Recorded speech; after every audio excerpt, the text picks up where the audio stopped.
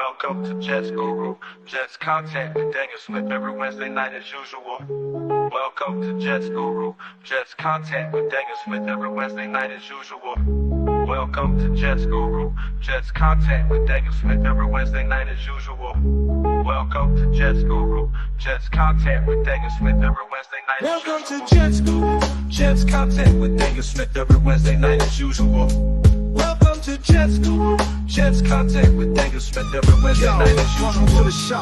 It's hyped and live with Daniel and Ty Press, 8 p.m. Eastern, so set your time. Producer JR in the background, keeping it tight. We're breaking down games from morning till night. Kick it off with knowledge, let the insights flow. NY's a city where the football dreams grow. Jets Guru, we run it live.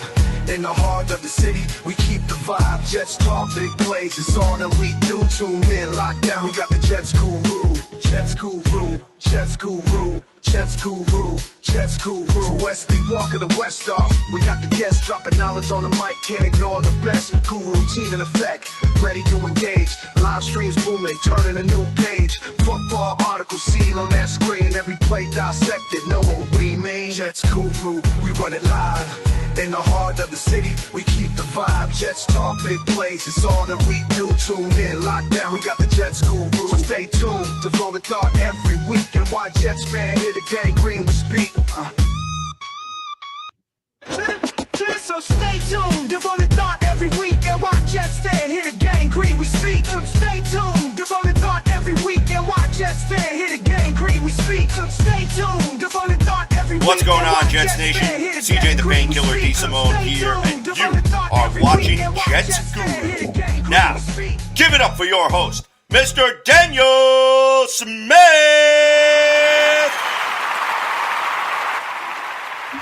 What is going on? What is going on? Jets Guru in the house, out here having a good time with my custom-made flag I've had for a while.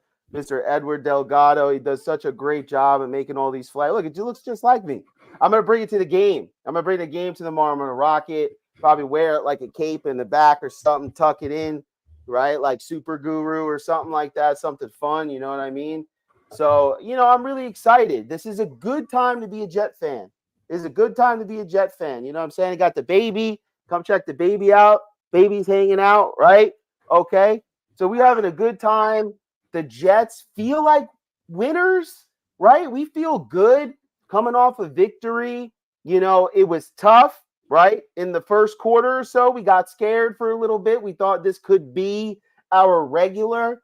People who like to lie, they like to come out and they like to say, oh, I wasn't worried at all. You were worried because it looked a little awkward again, but you know what? They figured it out. They made their adjustments, and we're sitting here, Mr. Tyrus Kennedy, winners, 1-1, right? Not on the bottom of the division, right? We feel good. We feel good about our prospects here, right? We feel like our young guys are playing well, right? We feel like Aaron Rodgers is starting to lock in, like exciting game towards the end, a nice little comeback, right? Like just typical Aaron Rodgers, the reason why you brought him here, he does it for you 2 games in, saves your season. I loved it, bro. I loved it. It was a little too close for comfort for me, but hey, a win is a win, man. And it feels better to talk about it when you win the game versus when we lose, we'll still be honest about the good, the bad, and the ugly. But, we had a lot to look, to celebrate, not just the win, but some personnel things to celebrate and look forward to, man, because we needed it. So I'm looking forward to talking about it, man. Looking forward to next Thursday night as well. Oh, absolutely, man. And you know what's fun about this too, about this game is that, it could have went in the opposite direction, and it usually does when it looks how it did, especially in the first half. And then you lose Jermaine Johnson. And it was just like right away, McDonald was already having a good game, but like right away, it was like, we got this, and the unit stepped up. And I was happy to see that, especially for McDonald. He's been taking a lot of heat And I've been talking him up the whole time. Go back on the tape and check. I've been a fan of McDonald the whole entire time because he's so athletic and he's got an attitude about him too that I like on the field. And he's wiry, man. Just because he's skinny doesn't mean he's strong. And he's strong. And he's an explosive guy. He's wiry, and he gets to the quarterback quickly. And you know what?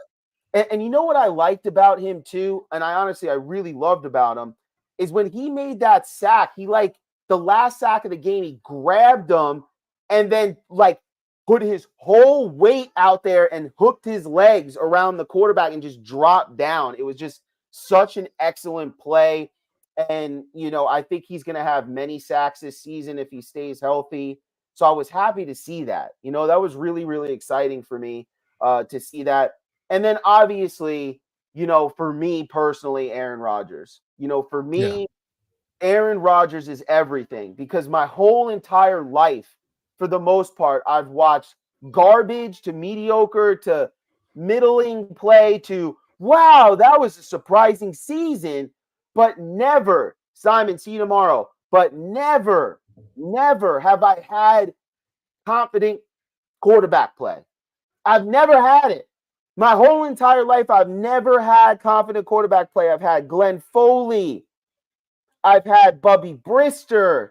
I've had, the whole thing, man. Neil O'Donnell, keep going. You just Jack Trudeau.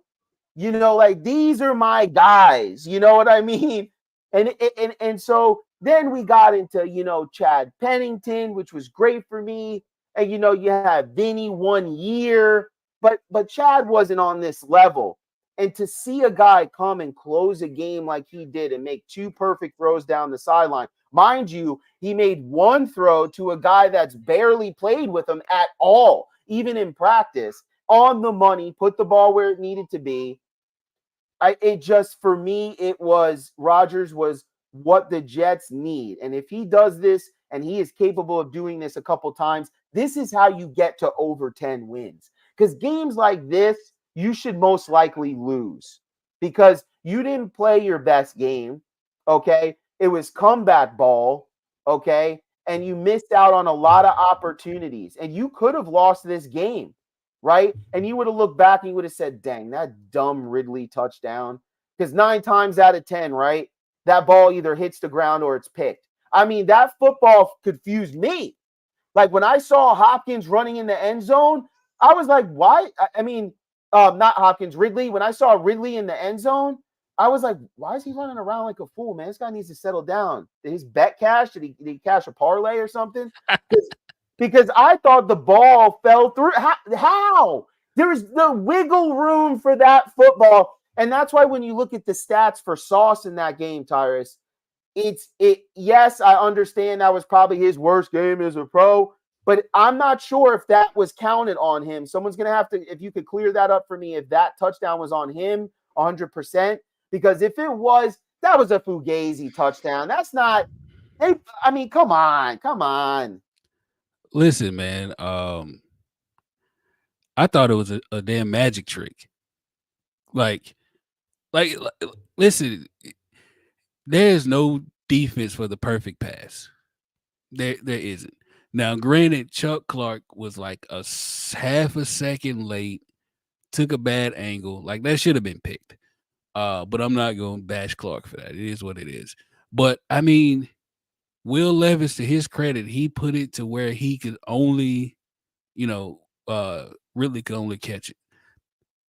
And it is what it is. Yes, it was Sauce's worst game. But I mean, if you got a pass for that, long and for a touchdown, if that type of pass is the one that makes it your worst game, then so be it. But it's not like he was just getting whipped all over the field. So, I'm not too much worried about it. He's still Sauce. He still got the sauce. So it is what it is, man. Yeah, absolutely, 100%. And to me, like I said, it was pretty fugazi as far as I'm concerned. I think the team had to do better, anyways. I mean, allowing, if I'm not mistaken, about 50% third down efficiency, for both teams. So 46% for the Yeah. Titans and their efficiency. So the Jets could have been a little bit better. They definitely could have been a little bit better for sure when it comes to that. But listen, in the red zone, I think they're top 10 in red zone defense right now. Listen, the 49ers did what they did. I think if you take both games and you kind of put them together, what you get is Aaron Rodgers is a top 5 quarterback right now. So you say maybe stretched out, that's a top 10 quarterback. What you could say right now is the Jets can't run the football consistently. What you could say right now is Braylon Allen looks better than Brees Hall running the football right now, and that's my personal opinion. So people may disagree with that, but it just seems like when Braylon's running with the football, the holes look a little wider. And I don't know why that is. I don't know if it's because people see them and they just but I doubt that because these are professionals. Maybe in the fourth quarter, if you're losing by a lot of points, you kind of take a little off.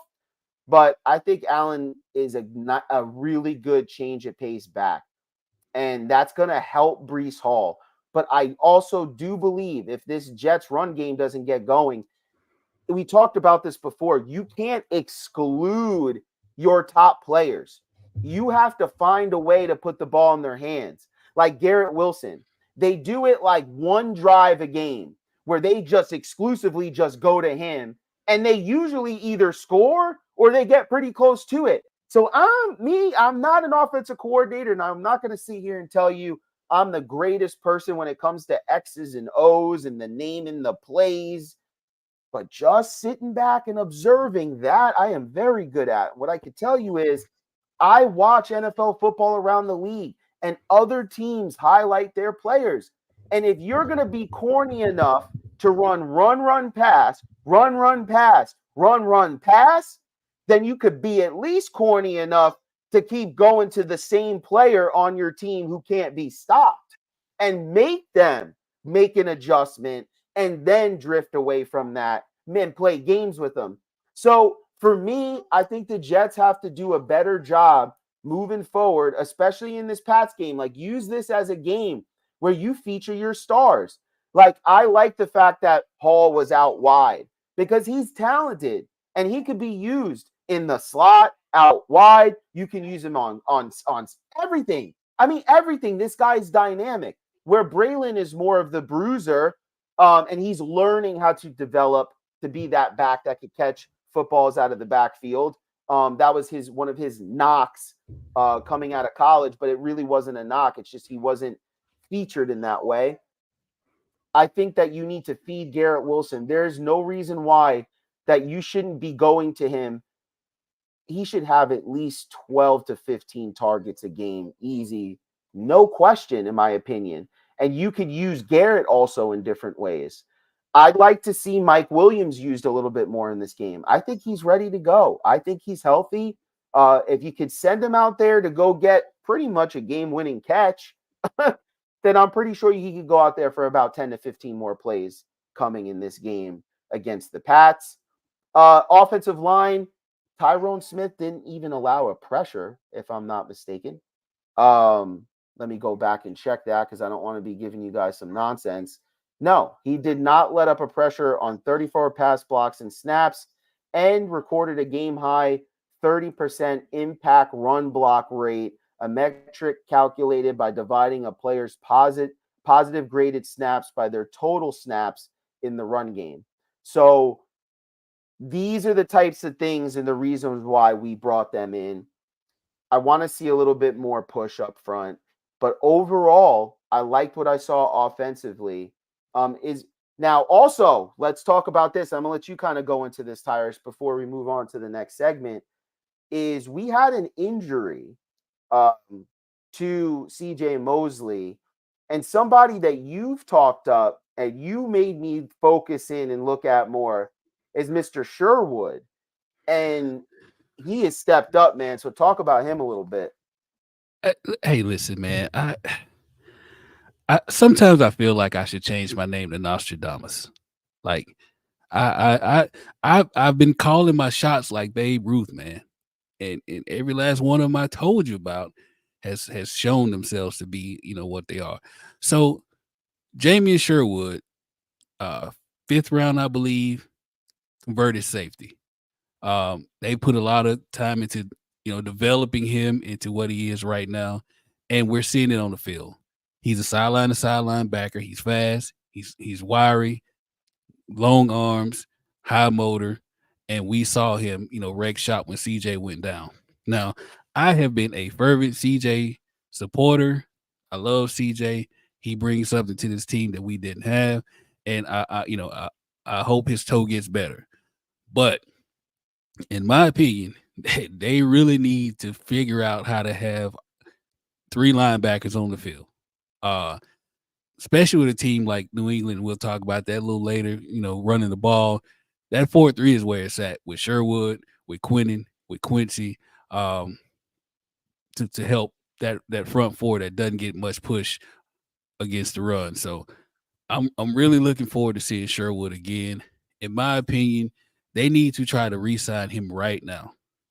Yeah. They need to try and offer him that same deal that Quincy got a couple years ago, 3 years, 24 million. I think 12, 13 guarantee, whatever it was. But you need to get him locked in right now, because he's gonna be that guy. I'm telling you. Absolutely, 100%. And when you have guys on the sideline that can get out to the sideline, it forces teams to try to run on the inside. Mm-hmm. But right now, the Jets are struggling to run on the inside, and that is not really where you want Sherwood and you want Quincy Williams to be helping out. Because Bart Scott talked about this. Those guys are just getting monster mashed in the middle. Like these are not big guys. So you need your guys up front to do their job, so they're getting chips. And when they come in to help, they're not getting squared up by a guard or a center. Or I'm not even worried about the tackles because they're fast anyways. They could just, when they're running on the sidelines, I'm not too worried about that on a consistent basis. But it's on the inside where, the Jets really have to be careful defensively because, again, I spoke about this last time on Jets Guru. I'm still unsure about them being able to stop the run consistently. Again, 140 yards, almost 5 yards a carry. And even though the Jets were able to have more success this week running the football, defense is where I think is going to be at a premium. And it's I think they're going to figure it out. Again, Sherwood may have showed them something that may pay dividends as we move forward here. And McDonald may have shown something in this game that might pay dividends where you're actually upgrading slightly, but in a different way. Obviously Sherwood's younger, a little quicker. And obviously McDonald is probably a little more wiry and a little bit quicker than Johnson coming off. And so, hey, listen, you have injuries in this game. This is why I keep preaching. I don't want Joe Douglas to go anywhere. I don't want Saleh to go anywhere. I don't want anyone to go anywhere because you don't have a Sherwood at a reasonable price if you don't allow a Sherwood to develop. He was, like you said, he was taken as a safety, and the Mets just scored 9 runs in the fourth. Amazing. Let's go Mets. Best team in baseball in the second half. You don't have a player like Sherwood being able to develop if you're trading out coaches every 3 years, because then a new coach comes in with a different mindset and Sherwood's not going to have that same time to develop. He may not even be given that chance. As soon as the new coach comes in, he might take one look at him and be like, he don't fit in my system. And all of a sudden, Sherwood's bouncing around the league instead of being able to develop. We spoke about it before. These are talented players. There's a lot of luck that's involved, and there's a lot of stability that's involved when you talk about players being able to develop. How many quarterbacks time after time get offensive coordinators every single year and never really develop and take that next step? And they go, this guy sucks. And I say, hold on a minute. Yeah, this guy sucks. But every single year he's been a pro, he's had a different coordinator as his coach. That means you have to learn a whole new playbook, a whole new terminology. And if that happens, your team probably sucks. So you have a bunch of new offensive players as well. And most likely, if you suck, you're drafting young players, right? And so you have a lot of new young guys who need to learn NFL terminology and learn their footing and their placement and just the little things defenders are going to do them, how they counter that. And they have so much running around their brain. Dude, this quarterback has no shot. So, Levis is what he's doing right now, you saw a couple of plays that man, and he gifted the Jets a couple of times in this game that I don't know if they're going to get every single game. That's the young quarterback that we talk about, right? That type of player. But the chance to develop on a roster, Levis, if he's ever going to develop, he can't be benched. He can't be sent anywhere else. They need to spend time. He needs to be given opportunities, right? These are the things that involve coaches and GMs and staff to be in place. So be careful when you say, I don't like Saleh. Man, if we could just get rid of Saleh, right, we'll be okay. We got Aaron Rodgers. Think twice about what you say, because the way players are coached, the way systems are deployed, that means you lose everything. Your defensive coordinator, right? Your linebackers coach, right? You lose everybody. And now your defense is deployed differently. And now it looks differently. So be careful, folks. Definitely. But I enjoyed this game and I'm happy the Jets won. Also, Jermaine Johnson was right. He was right about Levis. You apply pressure to him, and his decision making is it. Again, even though he was right, he still shouldn't have said it. No bullets and board material, especially when you were having a bad game. But he was definitely right. And we saw some good things from Levis in this game. He made we talked about earlier that throw he made to Ridley. Not a lot of guys could do that. So it's what it is. But all in all, man, it was a good game. And to your point about development, man, I too, I'm a Joe Douglas fan. I too feel like Saleh should stay if they play up to their abilities. Um, I'm a creature of habit, and I don't like change at all. So if we get right, we should keep this thing going rather than swapping out constantly. So we'll see how it goes. Absolutely, 100%. That's how I feel about it. And I'm not sure. My screen is kind of like frozen. It might bounce back, but if you can still hear my audio, we're good to Yeah, go. yeah, we can hear you. But yeah, it was just one of those things for me. It was a game that I think Rodgers needed to close it out like that. I think Rodgers closing it out like that, it just changes everything. Changes the whole look of how the season goes moving forward. It's not like, oh, the aging, struggling quarterback. It's like, no, like a lot of quarterbacks are having a hard time putting points on the board this season, like we talked about earlier. And right now, Rodgers, even though his offense is new to him, some of these players, and even though they're struggling to run the football, it's like he's still going out there and being able to perform. Imagine when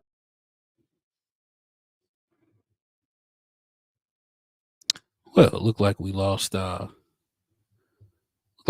Daniel. So you know, we were talking about the Tennessee game. He was talking about Aaron Rodgers closing things out, and it kind of goes back to what we talked about a couple weeks ago. We had Airbnb, Aaron Rodgers, Brees, and Braylon to close the game out, and you know they really did their thing. And to kind of talk about that, we got Mr. Victor with us, and he is going to give us a something we like to call victory formation, where we hardly ever get to see it, but Victor's gonna run us down on what went down this past week. Now it's time for victory formation with Victor Santacruz. Let's go!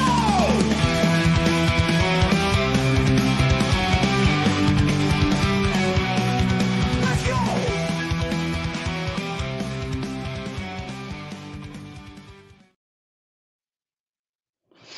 Hey, thanks a lot. That was great, JR. Hopefully we get Daniel back. But yeah, as Jets fans, how often do we get to drop a knee in the fourth quarter? That victory formation almost never happens. So thrilled that we got a chance to do that this time around. I just want to talk about what I consider the three keys to this past victory against the Titans.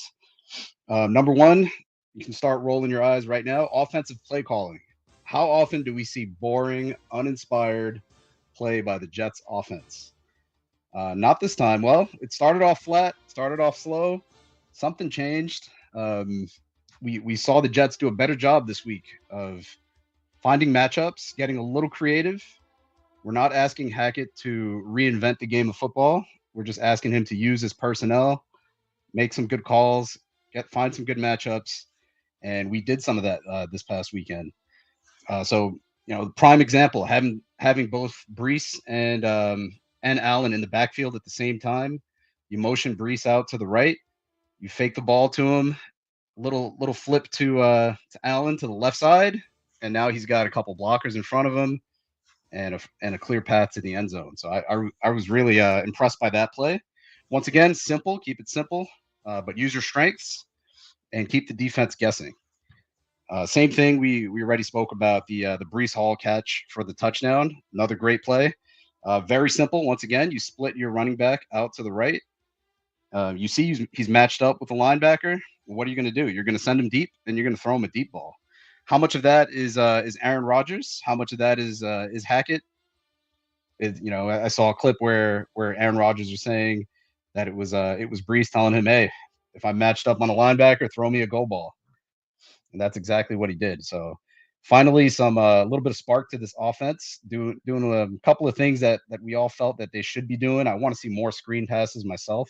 I want to see more things like motion, splitting our running backs out wide, just like we did in this game.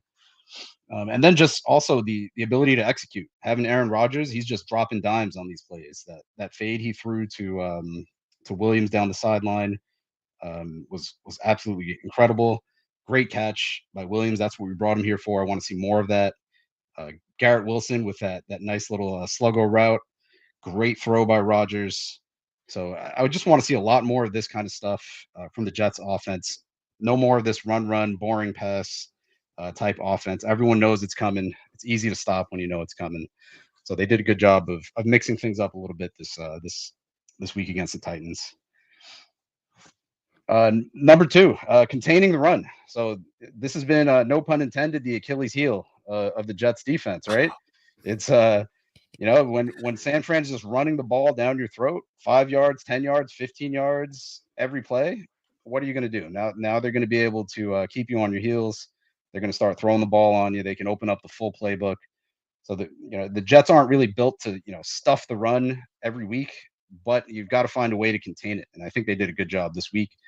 The running backs only had combined 80 yards in this game. You did have the big run. It was more of a receiver end around type of touchdown type of play. But every drive you see the running backs, they're getting 2 yards, they're getting 3 yards. It's a big difference, and it really changes the tempo of the game. And I think that was one of the big reasons that they were able to come up with this win.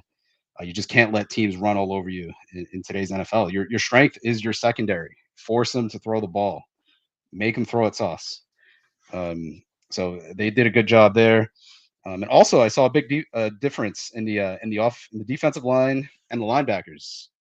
I saw more down linemen. I saw 4 guys with their hands in the dirt on most of those plays.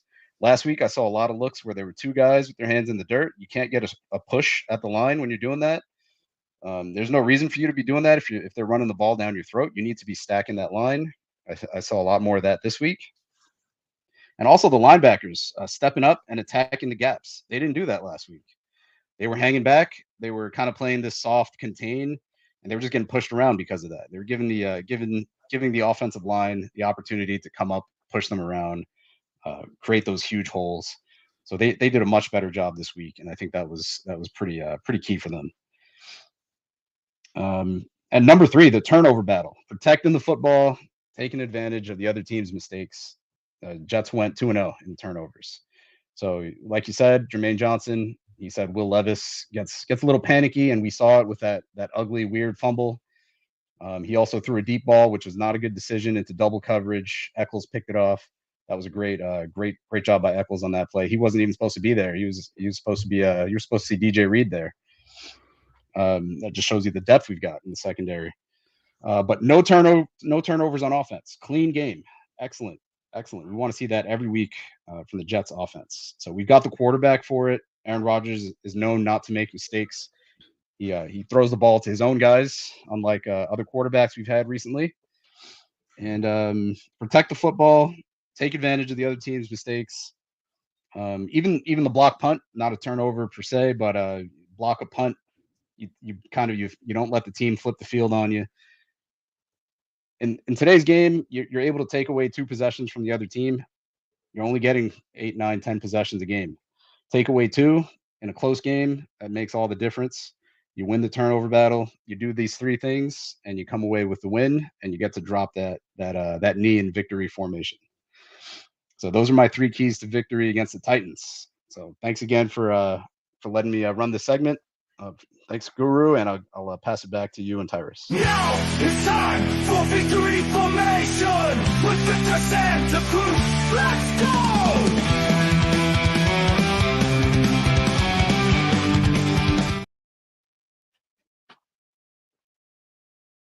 What up? What's going on, guys? Listen, there's something we want you guys to do. All right. No, we're not going to get serious. It's not that crazy, right? It sounded like I got somber on you. What we need you to do is we need to go to our Facebook page, Jets Guru Live, either now or at the end of the show, and please add us on there because we never know when our page is going to get shut down. Unfortunately, Facebook has the worst customer service around. They're probably going to shut me down for saying that, but it's really bad. It is really bad. So go to Jets Guru Live and friend request on there, or just hit the like on there actually, and you'll be able to get connected to us just in case our page does go down. And also shout out to our YouTube crew out there. There's a few guys out there that do listen to the Jets on YouTube, and I mean watch videos of the Jets on YouTube and get most of their content on YouTube. And so now we're trying to enter that space and that sphere slowly, a little bit at a time. We're crawling up, making some waves. And so, hey, you got to start from the bottom. So that's how you get here. So I appreciate it. Thank you, everybody, for the support. And listen, let's talk about this Jets and Pats game here. Games like this for most teams, usually it's like a comfortable win. But games like this for teams like the Jets usually means you lose them or they're close. But we're not the same Jet team. I mean, when you look at it, there's a little bit more swag and confidence when you have a quarterback like Aaron Rodgers. And coming off a win where Aaron led you against an opponent that is down on their luck, Brady's gone, Belichick is gone. They're playing in your building on Thursday Night Football, national TV, at home, and you have a chance to go 2-1, going to play Minnesota next week, and you got Aaron Rodgers as your quarterback. If you don't win this game, I have doubt of any game you might win moving forward, because the game to win is tomorrow. That is the game you don't let up. And I know Rodgers knows, because he knows history well. He's one of those guys that likes to talk about stuff like that. And I guarantee you he knows that Jet fans want the Jets to win 41-10. Because I know I do. I want the Jets to win the 41-10, but I don't know if they're going to. But I'll tell you this. A win has to be had, and it has to be, to me, a definitive win. The Jets can't come out here and squeak out another win, or they get a gift from Brissett, because that's probably not going to happen. This is going to be one of those games, and depending on the weather, too, we got to check the weather. It's going to be a lot of running football. It's going to be a lot of defense. And whoever's the team that could run the ball a little bit better than the other team is going to be in position to kick field goals. And most likely that's how the game you would think is going to go. But for me, sir, I'm moving past that. I'm thinking big and I'm thinking bold, baby, because it is a new time in the New York Jet world, and I'm here to declare it. I am here to declare it. The Jets are going to win, okay? 41-10. I said it right now. I'm throwing it down, and I don't care. If the weather's good, the points are coming. I don't care what anybody says. Everyone is saying, oh, the New England defense, they only gave up 36 points. That's the second lowest total in the division, Daniel. How are the Jets going to score points? And then I saw Aaron Rodgers last game, and I said, Mike Williams is going to play more snaps. Braylon Allen has been discovered. Sherwood, fast, physical young man. Brissett, how are they going to score points, Tyrus? They're not going to score points. Ramondre Stevenson is not going to beat us. If Ramondre Stevenson beats us, I'm done. Okay? I'm done because I'll tell you right now, I see 41-10. That number's been talking to me all day. 41-10. Aaron Rodgers, we're talking about 2 touchdowns. Braylon Allen's going to have a goal line touchdown. Breece Hall's either going to have a screen, a pitch. I can't really call it. It's not coming in the brain too clearly. But I see 4 touchdowns minimum for the New York Jets at home. They're going to be pumped up. I feel like the turnovers are going to come, but not from Brissett. I feel like there could be a block fee. I feel all possibilities are open for me in this game. And the reason why I'm so optimistic about this game is because I'm going to be there, Tyrus, and I can't have something that's going to be pulling my beard hairs out. So I'm coming in there fully optimistic, 41-10, New York Jets. Hey, listen, man. I will say one thing you don't lack for is confidence. Okay. I don't know who makes some of the most outlandish takes, you or Skip Bayless. I might start calling you Daniel Bayless. But listen, 41-10, that's a lot. We're putting the NFL on notice. I personally had them about 28, 31, like 31-14, maybe 17. And the reason is because, New England is going through it right now, right? Defense, they're missing Juwan Bentley. They're missing O'Shane. Dietrich Wise is banged up, some awful. So is Jabril Peppers. And then, they're missing a starting tackle in Lowe. They're missing a starting guard in Sal. David Andrews is banged up. So they are really going through it, and I don't care. I do not care. So, everybody gets hurt. You deal with it. So I will say that the Jets have a lot of things they need to, to do to win this game, right? And I came up with 4 keys to victory for the Jets. And if they hit on at least 3 of these keys, then they will win this game quite easily, right? Now, key number 1, they have to win the run game. As of right now, the Jets have the 7th worst rush offense in the league. They're averaging about 85 yards a game. They're averaging slightly less than 4 yards per carry, I think 3.9. And we saw the play calling last week. They calling on the 3rd and 1, they're calling the dive right into, one of the best defensive tackles in the league, which was stupid. So we can't have that. Now, like Victor talked about earlier, when they deployed both running backs, we saw a difference. Defense didn't know what to do. So in order for them to win in the run game, they have to use Braylon. They have to use Breece. They have to do more than just run, right up the middle. So they really have to, to put it together. And that same thing goes on the defense side of the ball. The Jets have the 7th worst run defense right now, giving up 155 yards a game, and they're giving up a healthy 4.7 yards per carry. So they have to fix that as well. Like I said earlier, play with 3 backers, 4 men up front. Like Victor said, hands in the dirt, clog the lanes. They have to do that. Second key, they have to play clean football. Now, they have been doing that, not going to lie. The Jets have only committed 10 penalties so far this year, and that put them at the 4th fewest so far. Or they may be tied for 3rd. So with that being said, they have to avoid the drive killers and the drive extenders on defense. They have to play smart. I know this is a rivalry game. Got to keep a clear head. Don't get any stupid penalties. Don't do too much on on defense. Clemens, I'm talking to you. Just make your play and move on to the next one. All right. Third key is they have to convert on third downs. Dang, you brought this up earlier. Last game they were 5 for 12, 40-some percent, 47. I think that's what it is. But this year they are 11 for 22 on third down. That's a 50% clip. That is way more than the 26% clip they were at last year. So we have seen great improvement there.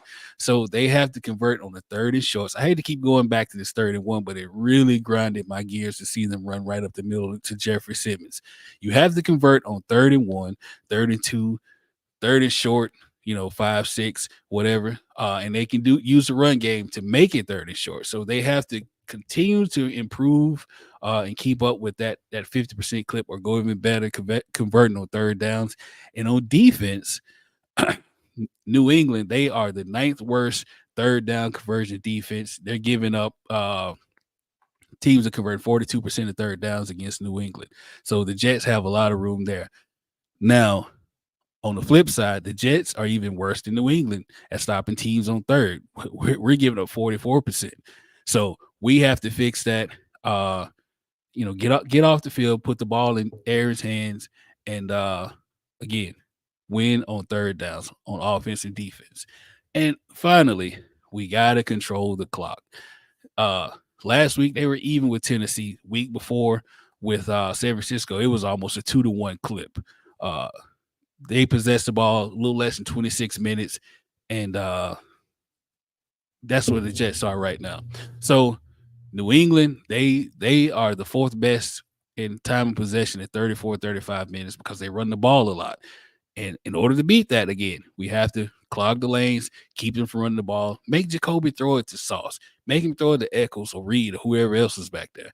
We have to stop the run, and we have to run the ball. And if we do those 4 things, I don't know if they hit 41, like you said, but we will win this game.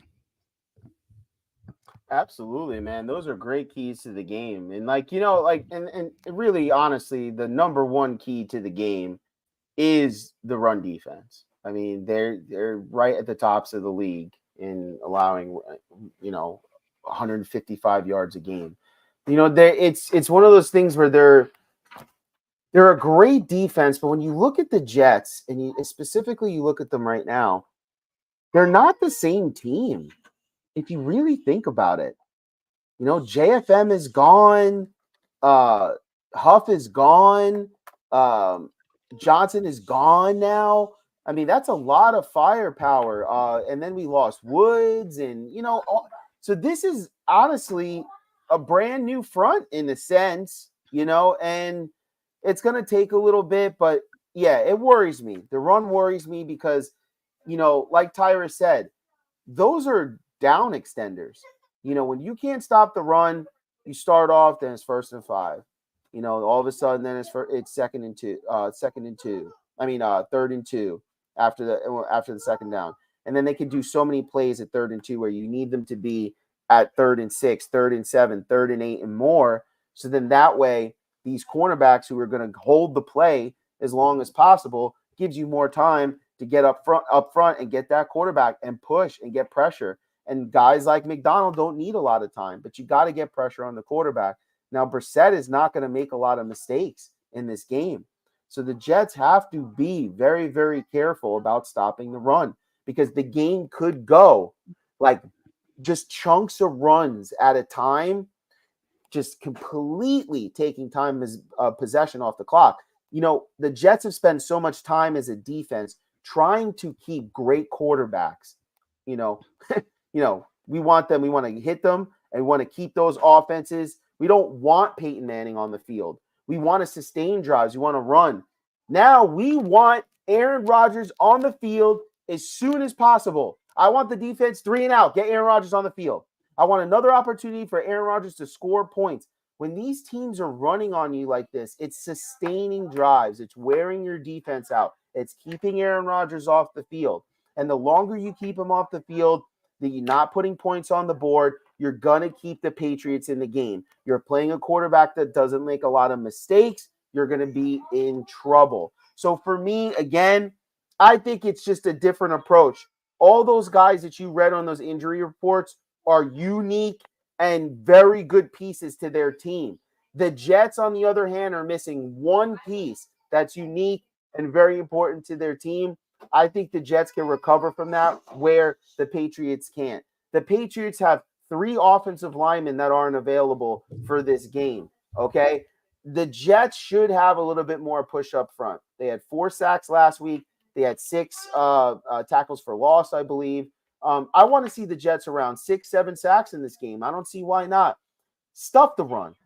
Man up, stuff the run, and make the Patriots have to throw the football.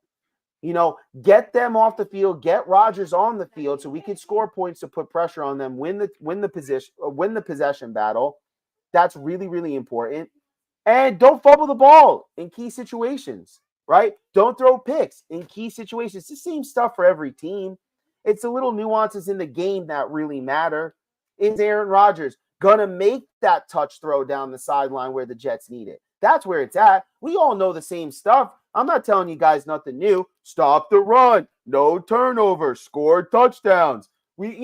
Most of the people on TV say the same things we say, and we say the same things they say.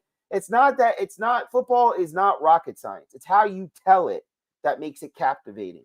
It is the little intricacies to how you look at the game that makes it more exciting to listen to somebody or talk to someone about it. But it's not rocket science, right? We all know what needs to be done. We just spoke about it. Sherwood and Quincy and these guys are undersized linebackers, okay? If you don't stop the run up front, you're not doing them any help, and they ain't helping you much. We want to push that run on the outside so our fast backers can tackle them and essentially eliminate the run because they won't be able to run up the middle or on the edges. So then they're going to have to try to do play action, but that's not going to work because they're not able to run the ball well. So then they're going to have to get rid of that. So then that's not an option for them. So they're going to have to go to the pass. And this is where you put them in the Jets' strength, which is their secondary with the players that they have out there. Now, Michael Carter is a little bit banged up. Salah said this is something that he could be just dealing with the whole season. So he may not be as crisp as we want him to necessarily be. But if the guys do their job up front, the guys on the back end got it. I promise you on that. The Jets got it on the back end if you do your job. But like any defense, if you're not doing your job up front and the quarterback has extended time to find a receiver, the receiver's going to break off his route and you're going to get exposed. Okay? So the Jets, make it simple. Make it real simple. Go out here and beat the dog crap out of this team. Come out. Don't do run pass. Come out. I want to see a strike right over the middle to Garrett Wilson. Set the tone right off rip that we can do this, but now we're going to give it to Breece Hall. Oh, you don't like it? Here's Braylon. Oh, whoops. Here's Mike Williams. Like, I want to see offense in this game against a team that cannot keep up if you score points. We got a great special teams. Haven't seen them yet, really. I mean, really haven't got the chance to see them all that much, but we could do it if we need to. So I'm sticking with my 41-10. And you know what? No. Let me backtrack a little bit. Okay, let me take a deep breath. Let me backtrack. I'll go 41-17 New York Jets and give the Patriots a little bit more credit, right? But at some point, the Jets they're just not going to be able to stop them. What I saw from Allen, the Patriots are going to have to overcommit to the run to stop this man. And when they do so, Aaron Rodgers is going to check. And he's going to have a one-on-one matchup more than a few times. And we are going to score a lot of touchdowns. So I'm sticking by it. Hey, listen, man. Again, I love your confidence. And you talked about the Patriots stopping them. My biggest worry is not the Patriots defense. It's not Gerard Mayo calls. It's not. My biggest worry is Nathaniel Hackett. Listen, man. It's true. We are talking about a guy who said publicly, where everybody else can hear him, he didn't know what he had with Breece Hall. So I'm worried he's gonna revert back to that. Like I don't know what to do with Braylon and Brees. Like, so I'm hoping that he, pulls it together. He sees what he has, or he just said, "Hey, Aaron, you know what? Go. Here's the script. Do what you like. I'm collecting a check. Let's get this win." Either way, this should be I'm expecting this to be a convincing win, not one of those, eking by type of deals, not one of those we sitting on the edge of our seats hoping something doesn't go wrong at the end. I hope this game is iced by the third quarter so I can go to bed. That's that's what I'm hoping. So, you know, not quite 41, but I do think the Jets are capable of putting up 31. And I'm gonna stick with the 17. 31-17. Pats get a late touchdown to get that 17 when it doesn't really matter. And we slide out of there, man. And Absolutely. we'll get to see Victor next week with a new victory formation. Yep, absolutely, 100%. And the thing about it is too, again, this is the time when you really look at this schedule. This is the time for you to start warming up and getting loose, because when you look at this schedule, based on what I've seen the first 2 weeks from the NFL season, you've got New England, then you've got Denver, who Bo Nix and them, they look like they can't score any points either. Okay. Then you got Minnesota. So these next 3 games, you got opponents where you've got a backup quarterback that you should know and have enough tape on and enough film on. Okay. That those tendencies are still there. Just because Darnold looked good right now doesn't mean all of a sudden he got rid of his tendencies and they're all gone. He's going to this new quarterback. Right. You got to prove that. All right. So you got New England, you got Denver, you got Minnesota. Okay. Those are all nice games, winnable games for you to go to be 4-1 to play Buffalo Monday night. Okay. 8:15 on ESPN. Your only ESPN game this season. Everybody's going to be watching it. Everybody said San Francisco, that was a test. I guess it was a benchmark just to see where you're at with a team that just went to the Super Bowl. But this Buffalo game, I think, is going to be the biggest test, because I have a feeling that they're going to be either tied, and then whoever wins that game is going to be first, second in the division or something like that. Then you go to Pittsburgh, okay? The Jets traditionally don't do well in Pittsburgh, okay? Then you got a reprieve again, but it's at New England. Then you have Houston, who looks good, okay? Then you have Arizona, who looks like they could put up some points. Then you got Indianapolis, who's got a dynamic quarterback. Then you got Seattle, who's not a bad team with Geno. Then you got Miami. You've got Jacksonville, who could beat you. You've got Los Angeles, which I think the Jets could handle for sure. And then you got Buffalo, Miami. So while I believe that Pittsburgh is stronger than they were last year, this year, Arizona is stronger this year than they were last year, Indianapolis is stronger this year than they were last year. So it's not as easy in the middle of that schedule. So for me, I would comfortably like the Jets to be 4-1 when they play Buffalo, and there's no reason why that they shouldn't. Because again, I think once you start getting into that middle of the schedule, it's not like it's hard. You know what I mean? So like when you look at this, it's not hard, but the Jets are going to lose some games. I'd be very surprised after what I've seen the last 2 weeks until they shore up the run and they show me they can stop that run. There's a couple of losses that you can easily see on the schedule if they don't tighten up. But I also can look at the schedule and say, it's not really that hard, right? Pittsburgh, they're still trying to figure out who their quarterback is. Arizona's just scoring points. They got a dynamic receiver. We got a dynamic corner. Welcome to Sauce. Sauce meet Marvin Harrison, and they cancel each other out most likely, right? So Indianapolis, I love Richardson. I really hope he stays healthy. I really, really do. I collect a lot of his stuff. I love his athleticism, and I love his grit, but he's got to stay healthy. And he's still trying to figure it out. He's still a young quarterback. Remember, he was a rookie last year, got injured. So he's still trying to figure it out too. So you're going to see plays from him like you saw when he threw that 60-yard pass to Pierce on his back foot, dropped a dime. And then you're going to see plays where he's running around and he causes a turnover. It's just he's better than Levis. That's not the question. It's just he's more athleticism. But he's still trying to figure out the game of football. And then, Geno's not an unbeatable character. Miami's trying to figure themselves out. Jacksonville is kind of taking a step back this year, even though I think they'll figure it out by the end. They always seem to do that towards the end of the year with Trevor Lawrence. And then, Buffalo, Miami to end the season. So, realistically, when you look at the roster, you could say, man, I see like 12, 13 wins on that bad boy right there.